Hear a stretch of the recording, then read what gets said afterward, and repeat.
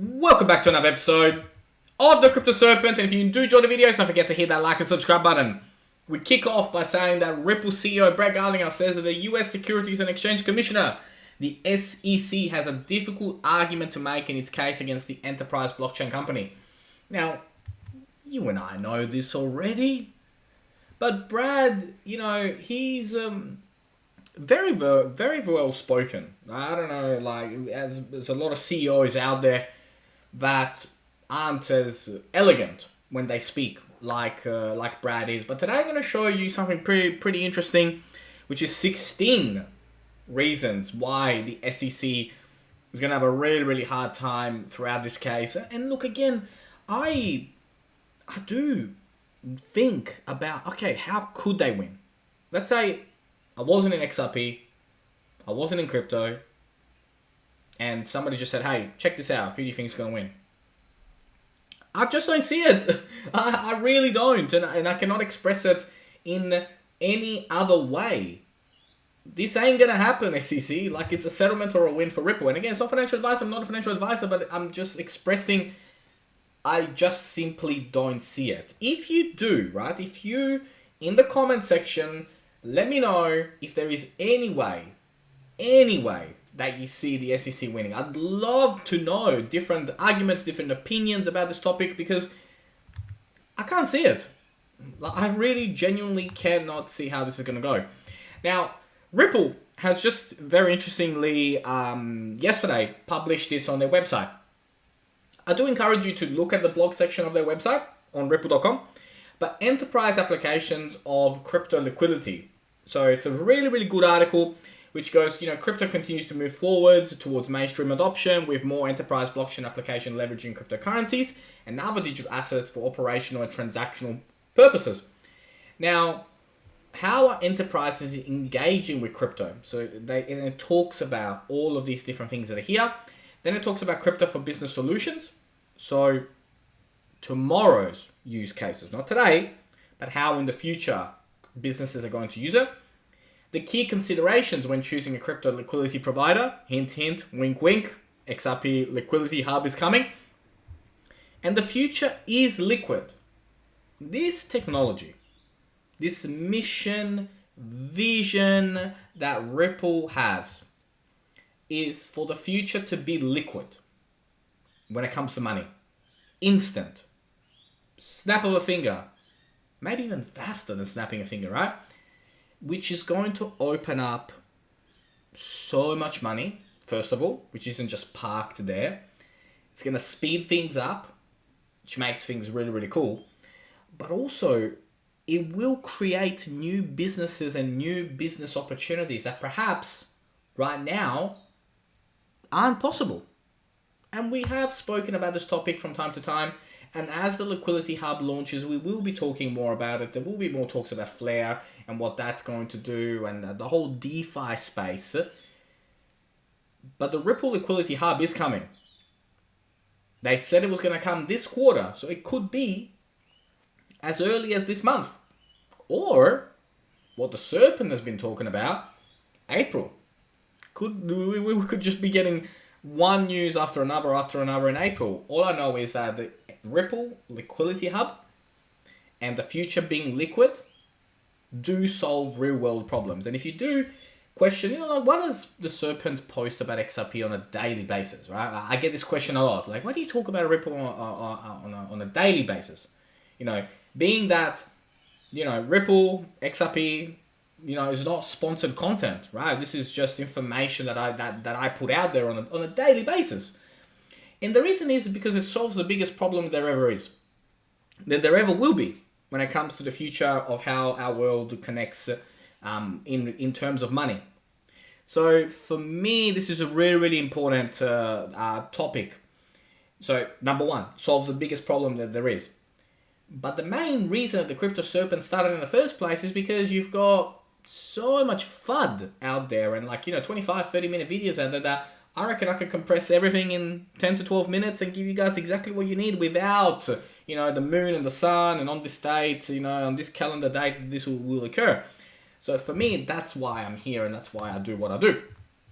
Now, Ripple could beat the SEC. Reports suggest regulator staff think so. So some regulators are now speaking out and being vocal that Ripple could win. And is there a tentative ending date? Now, I have seen this. A company expects August 26 to November 18 as a potential end period. Interesting. That doesn't mean a settlement can't happen before, right? But companies have to do this, right?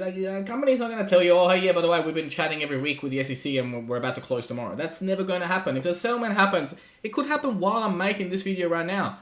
You and I are not going to know about it, right? And the company's always going to say there's a strong chance. We are currently speaking. All vague. It's all vague terms right now. But August 26th to November 18, how do you feel about that? Like if we dragged it out to November, how would you feel about that? And, Ripple wants the Xrp lawsuit to by September this year. Again, interesting. How do you feel about that, right? How would you feel about September, October this year for the case to end? Would it cloud your judgment around what you hold? I'm very curious to know what you guys think about that. Now, when we look at, wow, there's a lot of ads on this particular website. Now, the XRP's price prediction 2022 to 2025. I love when the companies like, the Economic Times do these kind of things because it's so vague. So vague. Like XRP price prediction of $5 to $10 by 2025. Like who writes this stuff? Like how? Like how do you guys come up with this? Like it's just embarrassing, really, to be honest. I'm not even going to even contemplate talking to you about how they've come up with those conclusions because they don't know what they're talking about. It's insane. It's literally insane. Now, we will talk about the support levels, where we're at right now. Can we hold at 70? I don't think so, right? We're going to drop into the 60s like I told you and I've been telling you for a while. So we'll talk about that, what that looks like, how that's going to be playing out. But let's go with what John E. Deaton said. 16 facts providing the case is DOA. 1. On February 2012, Jed McCaleb receives a legal opinion letter from Perkins Coie informing that if they sell XRP to investors and use the money for operational costs, XRP will likely be an investment contract, aka a security. That's what they were talking about there. Then we move on to, after receiving the above legal opinion letter, Chris Larsen and Jed McCaleb scrap the old business model and instead seek venture capitalist funding for the business operations. And investors will not receive XRP, but instead receive actual shares of stock in the company Ripple. To me, right now, I could just shut this video down right now and be like, okay, we don't even need to see the other 14 reasons, right? Just that right there to me says, this case should be thrown out the window. But let's go on. Larsen and McCaleb received a second opinion from Perkins Coie on October 19, 2012, based on new business model. They are advised XRP is most likely not a security. The letter hints at risks related to banking secrecy laws and being labeled a money services business. As far as that this is now open information. 2015, Ripple was sued by FinCEN, consistent with risk references of legal manner. FinCEN declared a subsidiary of Ripple, a money service business that classified Ripple as a convertible virtual currency. Ripple settled for $700K and agreed to register sales. Convertible virtual currency.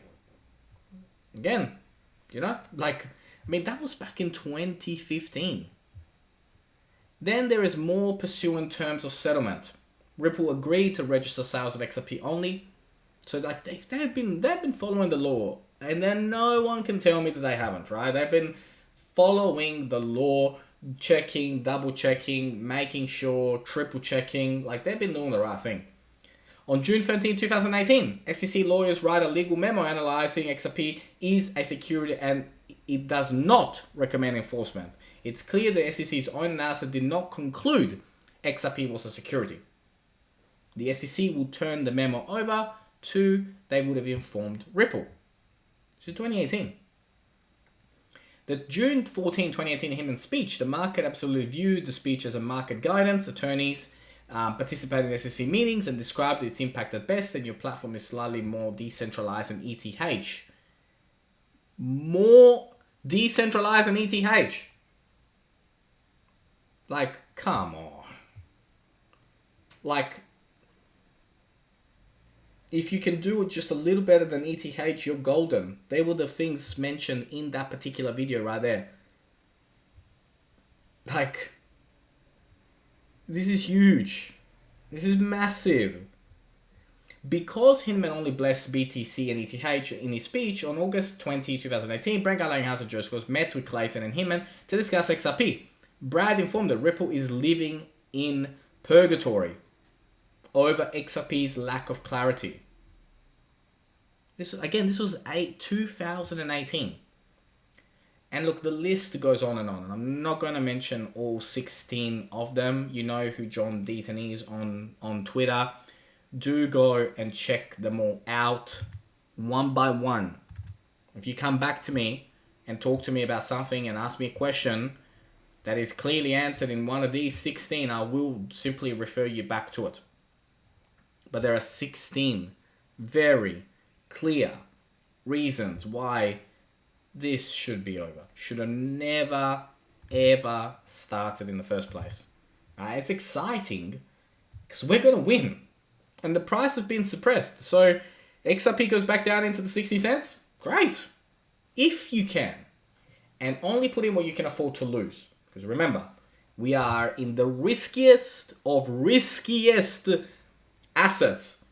So only put in what you can afford to lose, what you can afford to go to zero. But if you can, at 60 cents price range, that's gonna, oh my, in the coming years, what that will look like. Once we do get into the 60 range, we do have a major support level. Like there is a major support zone in the 60s. We have a small support zone in the 70s, but I think we're going to break down from there. But in the 60s, a full 60 cents, I think there will be some major support levels that will get us up and away.